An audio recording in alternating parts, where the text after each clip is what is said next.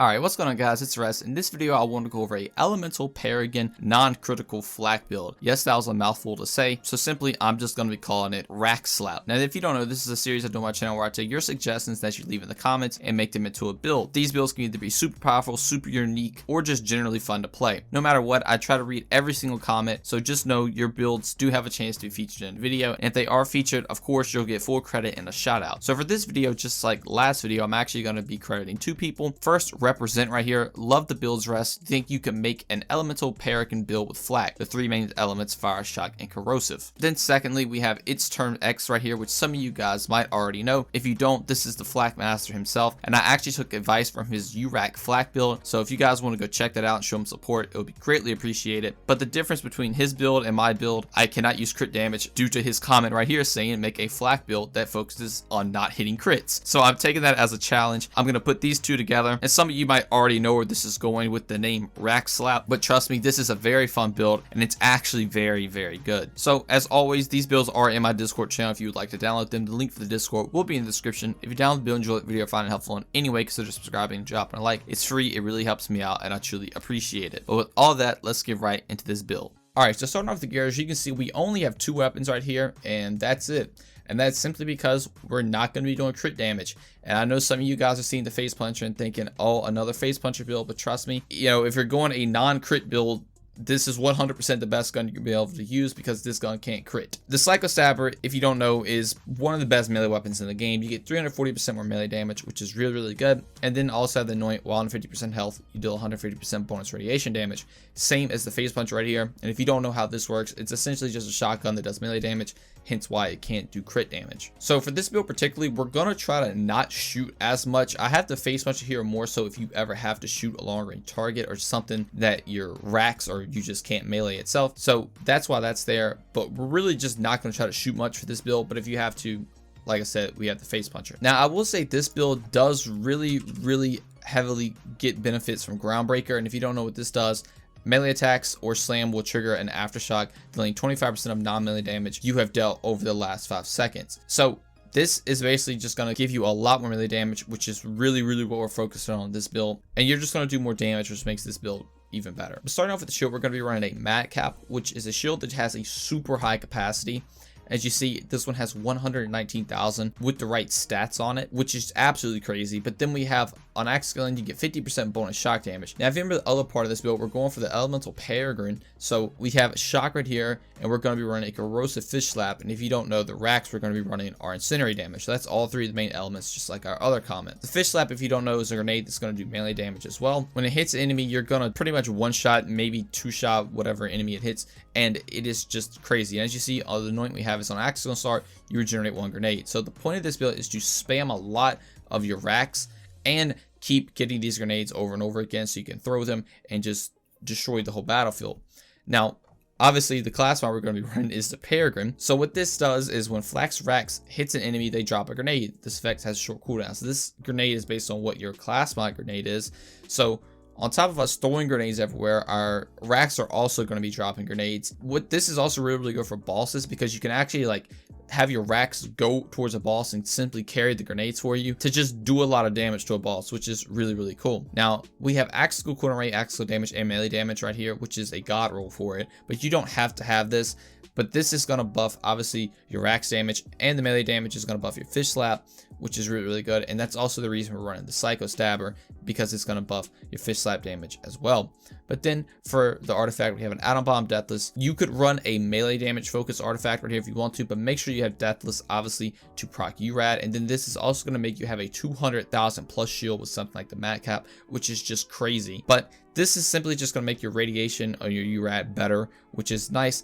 But if you have a melee damage thing, like I said, you can get more damage out of that, which would be really good. I would recommend getting an area of effect damage on your artifact if you can, because this will buff your racks damage as well. Now getting into the skill tree, we're going to start off with the Hunter, which I know is a crit focused thing, but we have to use the racks.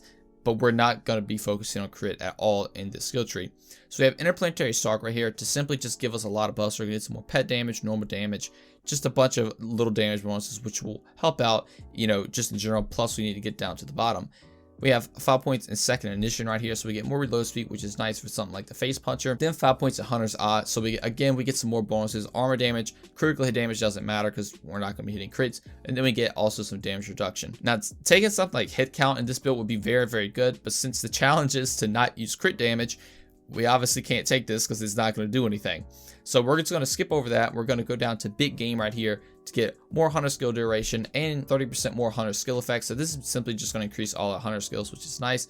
Then 3 points to the most dangerous game. Again, we're going to get more damage, critical damage, which doesn't matter, more handling, pet damage whenever we kill a bigger enemy in the game. So this is also really, really good just to get some bonuses. But then what we're really trying to get to right here is 5 points in grip harvest. So we get 15% more gun damage, which is whatever, but 50% more axe skill damage and 35% more pet damage. So we're going to get a lot of axe skill damage right here to make our racks be able to kill things even better. And the racks we're going to be running is flock and load and rack accelerate, so we get an extra charge and we send out 2 additional racks, which is always very, very nice. And like I said, these will do incendiary, so we have all 3 of the main elements between the incendiary from this, the shield, and then the corrosion on the grenade. But then we're going to be running the Spider Ant Scorcher. This is ran in almost every flak build, but this is going to give you more elemental damage since we're focusing on elements with the Peregrine class mod. Now going into Stalker right here, I have 3 points in Sick'em because I'm trying to get down to the next skill tree, and the other 2 really don't matter. We're not going to be regenerating health, and Fierce Attack isn't really going to do much for us. So I just put 3 in here if you ever want to use the attack command, which can be useful. But then 2 points in here just to get down to Eager to Impress. So whenever we kill an enemy, we're going to get minus 2 second cooldown on our racks, so we can spam them even more, which is really, really nice. And if our pet kills the enemy, it's minus 4 seconds. But then we have 1 point Lick the Wound, so whenever we go and fight for our life, our pet can revive us, which is just a nice survivability skill. But then in Trapper, their new skill tree, we have Gotta Go Fast. We get more pet damage and pet movement speed. This can help with your pet killing an enemy to get your cooldown, or this can also help your pet running to you to revive you if you manage to go down. Then 2 points and agility training right here to get even more reload speed, which is nice to reload that face puncher if you need to. 3 points in better toys, so we get more shield recharge rate and shield recharge delay, which is nice. Then 1 point in Take This. So Flak's pet gains a copy of our shield. So now our pet is going to have 100,000 plus shield, which is going to make it even more tanky, which means it can come res you more often or get kills for you. But then in Master, we have 5 points of ferocity, so we get 50% more damage, which again, if your pet kills an enemy, it'll be really nice, so we can get some more cooldown. 3 points in Heat Bites right here to get some damage reflected if something is ever hurting your pet. Then 3 points of Frenzy because I'm just had some points left over, but this will give your pet some more damage as well, which is nice.